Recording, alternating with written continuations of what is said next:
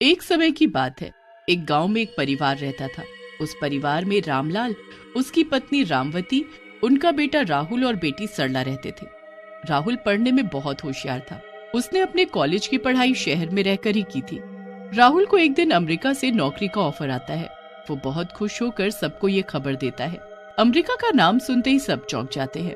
वो राहुल को अमेरिका जाने से साफ मना कर देते हैं और राहुल इस बात पर गुस्से में आ जाता है।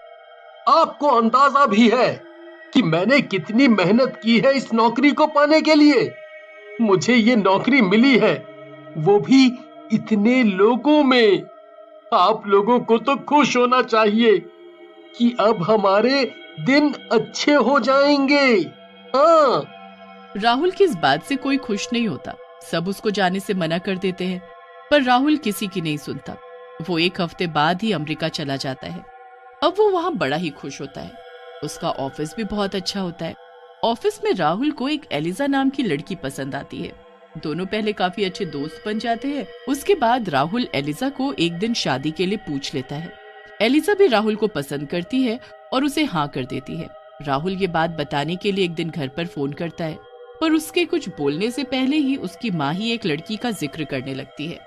अरे माँ, मैं कहाँ गांव की लड़की के साथ रह पाऊंगा। चुप हो जा।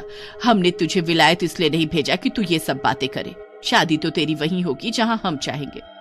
राहुल अपनी बात बोल ही नहीं पाता और फोन रख देता है। उसके बाद राहुल अमेरिका में ही एलिजा से चुपके से शादी कर लेता है। दोनों बड़े ही खुशी खुशी साथ रहने लगते हैं। काफी महीने ऐसे ही निकल जाते हैं। फिर एक दिन राहुल के घर से उसकी बहन सरला का फोन आता है। भैया, अब आपका कोई बहाना नहीं चलेगा। अब तो आपको आना ही पड़ेगा। क्यों भाई, ऐसा क्या हुआ है? भैया, अगले महीने मेरी शादी है। आप बस जल्दी से टिकट करवाओ और गांव आ जाओ। अरे वाह, ये तो बड़ी खुशी की बात है। मैं आज ही आने की टिकट करवाता हूँ। What happened, Rahul? Is everything okay? Yes, yes. We are going to India. My sister is getting married. Oh wow! वहाँ तो बहुत मजे आएंगे।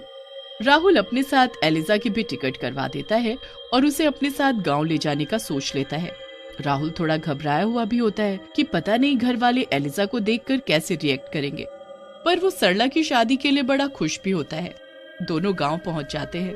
गांव के सब लोग अंग्रेजी लड़की को राहुल के साथ देखकर बड़े हैरान होते हैं। पूरे गांव की भीड़ एलिजा को देखने के लिए इकट्ठी हो जाती है। एलिजा को यह सब बड़ा अच्छा लग रहा होता है। वो गांव देखकर बड़ी ही खुश होती है। सब लोग राहुल से पूछने लगते हैं कि उसके साथ वो लड़की कौन है, तो राहुल सबको बता देता है कि वो उसकी बीवी है। अब राहुल और एलिजा जब घर पहुंचते हैं तो उसके माँ बाप भी एलिजा को देख बड़े हैरान होते हैं। ये लड़की कौन है बेटा? माँ, ये आपकी बहू है। हे भगवान, ये तू क्या बोल रहा है? ये अंग्रेज और मेरी बहू? नहीं नहीं, ये सच नहीं है। माँ, एलिजा बहुत अच्छी लड़की है। हम बहुत खुश हैं।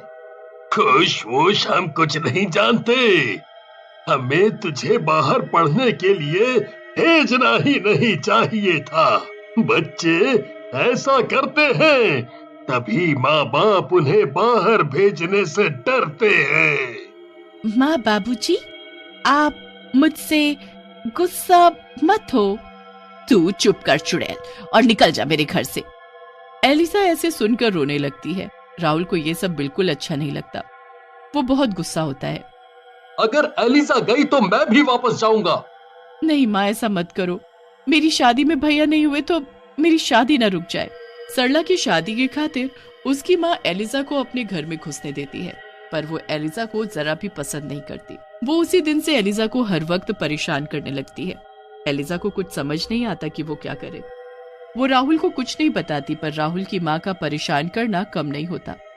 वो तो एलिजा से इतनी नफरत करती है कि एक दिन वो एलिजा को कुएं पर पानी भरने भेजती है। जब एलिजा वहां जाकर पानी भर रही होती है तो वो पीछे से उसे धक्का मार देती है। हेल्प हेल्प बोलती रहे अब, हेल्प हेल्प हेल्प। आई बड़ी अंग्रेज कहीं की। तेरे मरने के बाद ही मेरे बेटे का तुझसे पीछा छूटेगा। एलिजा कुएं में ही तड़प तड़प कर मर जाती है।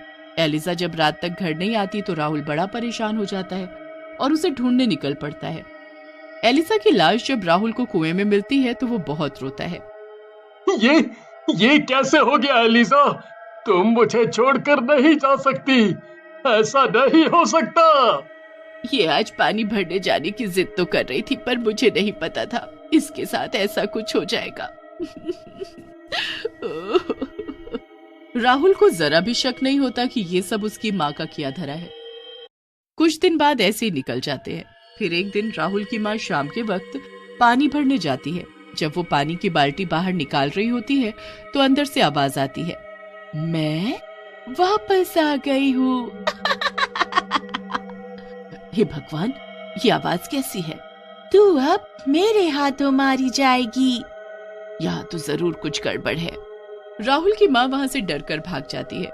उसके बाद कुएं से एक चुड़ैल बाहर निकल कर आती है। इस बुढ़िया को अब मैं नहीं छोड़ूंगी, बहुत परेशान किया था इसने मुझे, अब मेरी बारी। अंग्रेज चुड़ैल अपनी सास के पीछे पीछे घर तक आ जाती है। रात को जब उसकी सास सो रही होती है तो अंग्रेज चुड़ैल उसके सर के पीछे आ खड़ी होती है। मुझे मारकर कैसे सुकून से सो रही है, पर अब मैं इसे न सोने दूंगी न जीने दूंगी। अंग्रेज चुड़ैल बहू अपनी सास के सारे बाल काट देती है और उसे गंजा कर देती है। अपनी सास को ऐसी हालत में देख उसे बड़ी खुशी होती है। उसके बाद वो वहां से गायब हो जाती है।